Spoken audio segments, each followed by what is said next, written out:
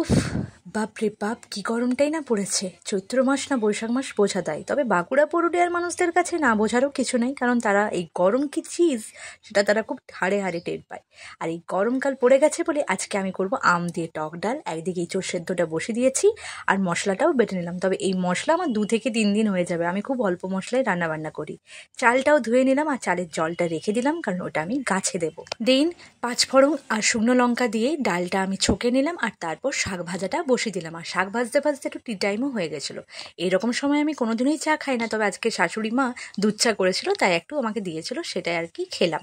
আর তারপর এদিকে ইঁচড় সিদ্ধ হয়ে গেছে, এখন ইঁচড়ের তরকারিটাও করে নেব। আজকের এই ইঁচড়টা আমার মাসিমণির গাছের ইঁচড়। ইঁচড়গুলোর এত ভালো টেস্ট কি বলবো।